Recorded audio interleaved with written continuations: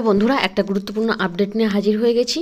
আজকে একটা গুরুত্বপূর্ণ দিন ছিল, সেই সম্পর্কে আপনাদেরকে বিস্তারিত তথ্য সরবরাহ করব। আপনারা জানেন যে সংগ্রামী যৌথ মঞ্চ দীর্ঘ 2 বছর ধরে শহীদ মিনারের পাদদেশে যে লড়াই চালিয়ে যাচ্ছে, তাদের যে মূল দাবি ও সমস্যাগুলো সমাধানের জন্য আজকে নবান্নে মুখ্য সচিবের সাথে তাদের বৈঠক ছিল।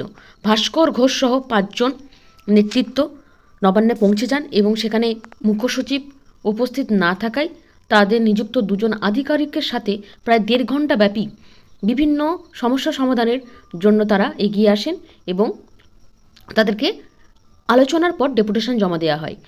শুধুমাত্র যে পার্শ্ব শিক্ষক নেতৃত্বরাই তাদের স্থায়ীর জন্য এবং তাদের বেতন বৃদ্ধির জন্য লড়াই করছেন সেটা কিন্তু নয়।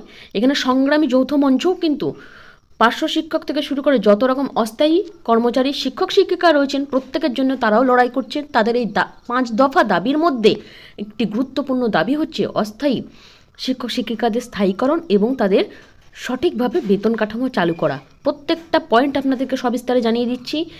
এই সংগ্রামী যৌথ মঞ্চ একটা প্ল্যাটফর্ম যেখানে সরকারি কর্মচারী থেকে শুরু করে স্বচ্ছভাবে নিয়োগ এবং অস্থায়ী কর্মচারীদের বেতন বৃদ্ধি ও সুযোগ সুবিধা প্রদানের জন্য সরকারকে অনবরত তারা দীর্ঘদিন ধরে তারা লড়াই চালিয়ে যাচ্ছে এবং বহু ক্ষেত্রে কিন্তু বকেয়া ডিএ থেকে শুরু করে অন্যান্য ক্ষেত্রেও সরকার মাথা নত করে সরকারি কর্মচারীদের কথা এবং অস্থায়ী কর্মচারীদের কথা কিন্তু ভেবে অনেক কিছুই অর্ডার করেছে সংগ্রামী যৌথ মঞ্চের উদ্যোগে।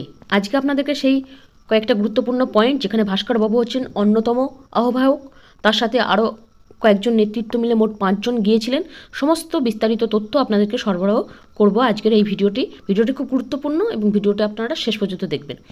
সংগ্রামী যৌথ মঞ্চ আজকে চলে যায় চিফ সেক্রেটারির কাছে নবান্নে। তাদের যে বৈঠক হয় এবং আলোচনার পর তারা মূল 5টা দাবি জমা দিয়েছে। তার মধ্যে গুরুত্বপূর্ণ দাবিগুলো আপনাদেরকে জানিয়ে দিচ্ছি।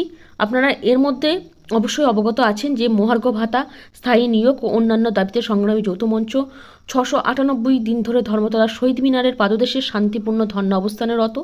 2 বছর ধরে ধারাবাহিক লড়াই, আন্দোলন ও আলোচনার মাধ্যমে প্রত্যাশিতভাবে রাজ্যের প্রশাসনের গণতান্ত্রিক সৌজন্যবোধকে গুরুত্ব দেওয়ার কথা থাকলেও কার্যক্ষেত্রে কর্মচারীদের ন্যায্য দাবির ক্ষেত্রে দীর্ঘদিনের নীরবতা আমাদের বিস্মিত করেছে।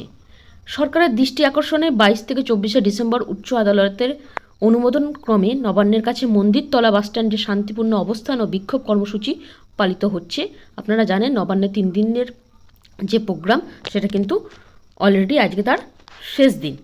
এই পরিস্থিতিতে নিম্নলিখিত দাবিগুলোর প্রতি আপনার দৃষ্টি আকর্ষণ করা হচ্ছে।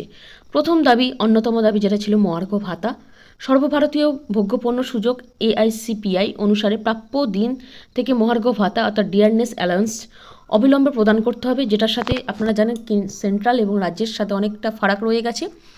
যুক্তরাষ্ট্রীয় কাঠামো অনুসরণ করে কেন্দ্র ও অন্যান্য রাজ্য সরকারের ন্যায় প্রাপ্য দিন থেকে মহার্ঘ ভাতা প্রদান করা হোক। ভারতবর্ষের বেশিরভাগ রাজ্য তাদের কর্মচারী ও শিক্ষকদের প্রাপ্য ডিএ প্রদান করলেও পশ্চিমবঙ্গের রাজ্য সরকার ব্যর্থ হয়েছেন।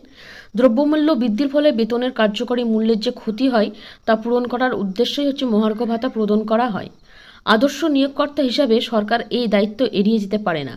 সেক্ষেত্রে অসংগঠিত এবং বেসরকারি ক্ষেত্রে যথাযথ মজুরি বা বেতন প্রদান নিশ্চিত করার নৈতিক অধিকার সরকারের থাকে না। মূল্যবৃদ্ধির ফলে সবচেয়ে ক্ষতিগ্রস্ত হয়েছে অবসরপ্রাপ্তরা।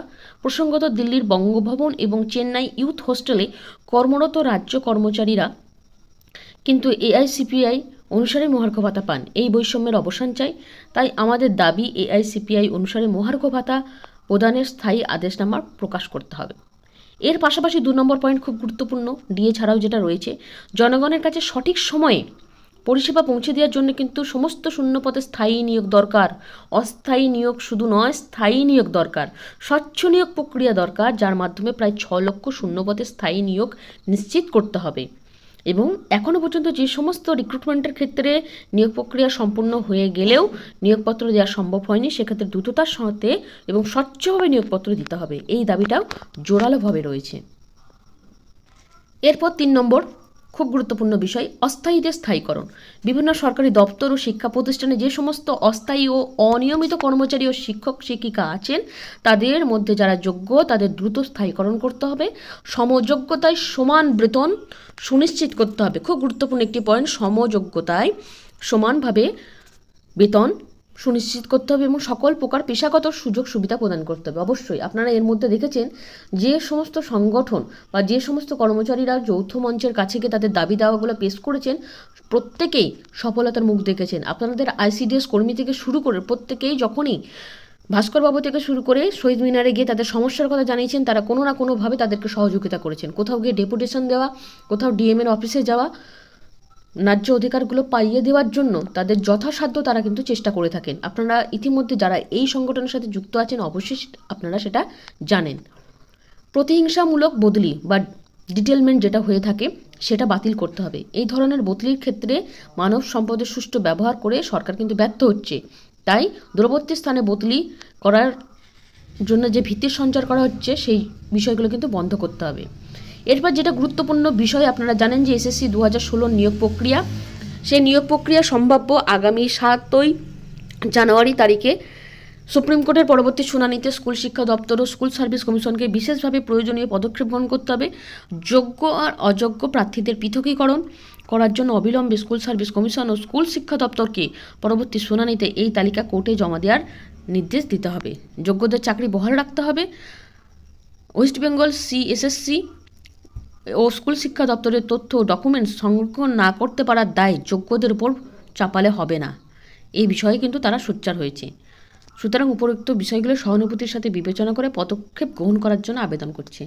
আপনারা জানেন দীর্ঘদিন ধরে বিভিন্ন জায়গায় ডেপুটেশন, ধর্ণা মঞ্চ এবং আধিকারিকদের সাথে আলোচনা করে তারা কিন্তু এই যে লড়াই তারা কিন্তু দীর্ঘদিন ধরে চালিয়ে যাচ্ছে।